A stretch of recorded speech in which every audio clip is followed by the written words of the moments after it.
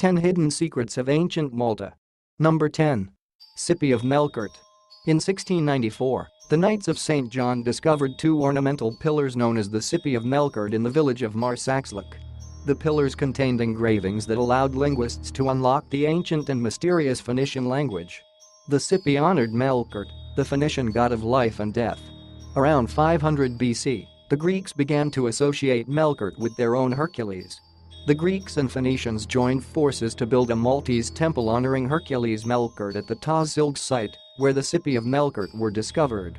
The City of Melkart were carved into white marble and stand 1 meter high. Like most ornamental pillars, these contain inscriptions. 3 lines of Greek text and 4 lines of Phoenician. The city's hidden message, an ode to Melkart, was finally translated by a French archaeologist in 1758. The City of Melkart were undoubtedly the key to unlocking the Phoenician language. Number 9. Temple of the Giants. Malta's megaliths are older than Stonehenge and the Egyptian pyramids. These supersized temples date to between 5500 and 2500 BC. The date of the structures was surmised through radiocarbon dating of human remains and pottery found in the vicinity. Located on the island of Gozo, Gantija is the oldest freestanding structure anywhere in the world. According to legend, giants built the massive structure. First excavated in 1827, the Gantija temples sit on the Zagra Plateau facing southeast. Massive limestone blocks composed the exterior. Slabs reaching 8 meters covered this edifice. The interior walls are made of rough limestone chunks. It is likely that these jagged walls were once smoothed over with clay and a thin coat of lime plaster. Number 8. Phoenician Shipwreck.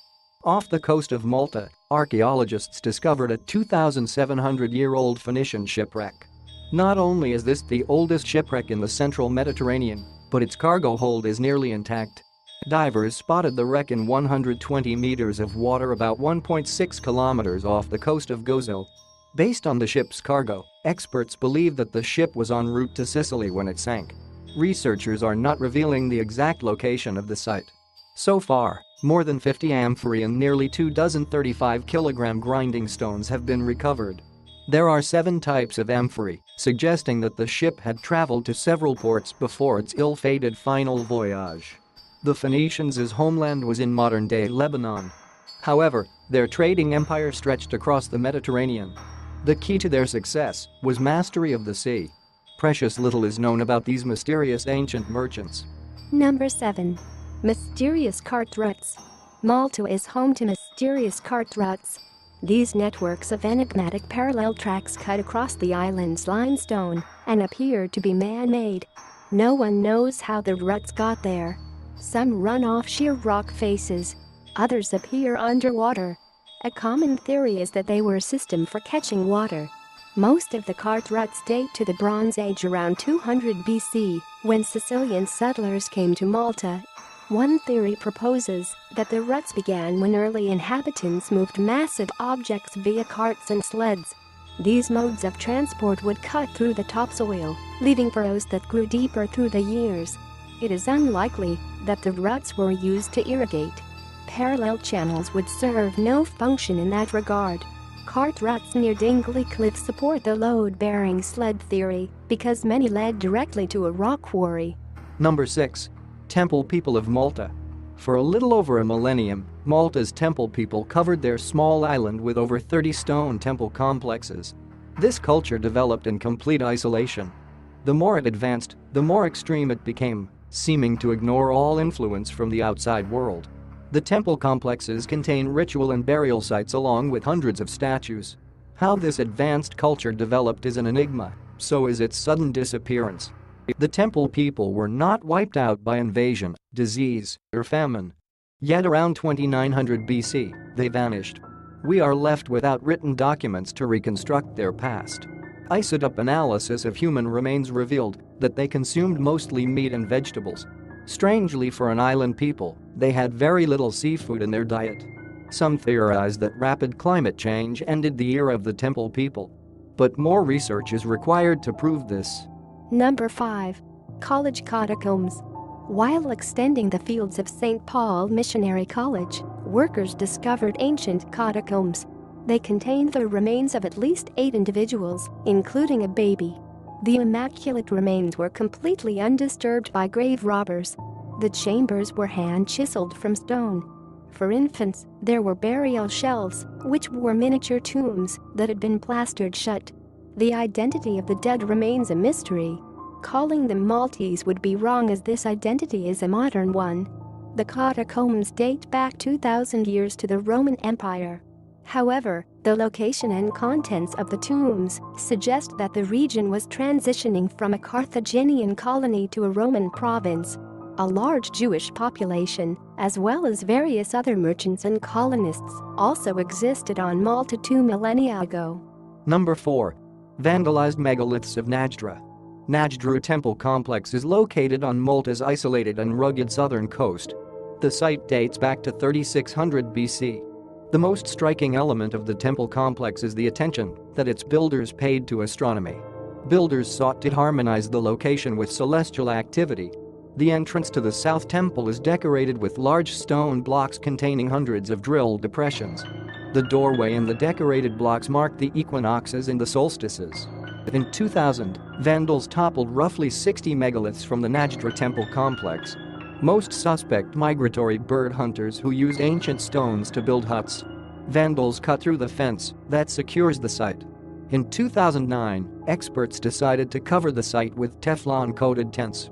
The covering protects the ancient site from the harsh weather and salt air, which steadily degrade the rock construction. Number 3. Temple of the Unknown Fertility Cult. The Neolithic temple complex of Hagar Kim hints at a mysterious Maltese fertility cult. First excavated in 1839, the complex contains a central structure and 2 outlying buildings. A series of C-shaped rooms, known as apses, give the site structure. During the summer solstice, the rising sun's rays penetrate the sanctuary through an elliptical hole cut from one particular apse and illuminate the lower stones. Combined with the array of fertility statues discovered here, archaeologists theorize that Hagar Kim was our location of ancient reproductive rites. The ancient fertility temple was active between 3600 and 3200 BC.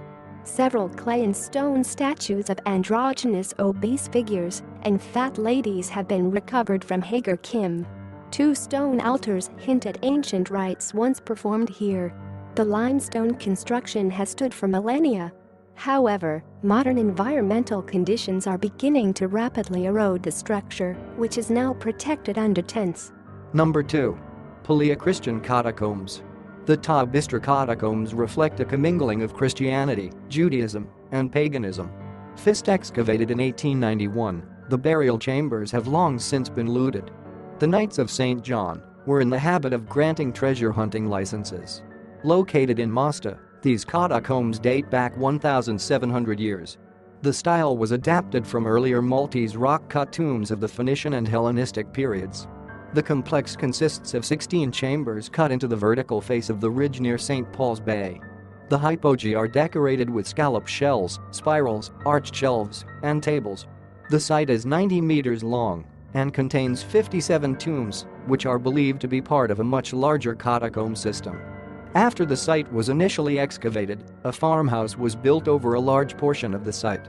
Experts believe that the house has probably caused significant damage to the location. Number 1. 110 Hz Healing. Malta's Hypodrome of Hal Saflieni is believed to be the oldest underground temple in the world. Dating back 5,000 years, this subterranean sanctuary is notable for its unique acoustics. Many equate being in the Hypodrome with standing under a giant bell. Specific pitches resonate in flesh and bone as much as the ear. With sounds coming from unknown sources, the underground temple transfixes an audience. Maltese composer Ruben Zahara and an Italian team discovered that sounds within the Hypodrome reverberate at 110 Hz. This pitch sensitivity has also been detected at other ancient sites like Ireland's New Grange. A 2008 UCLA study revealed that pitches at 110 Hz shift brain activity in the prefrontal cortex.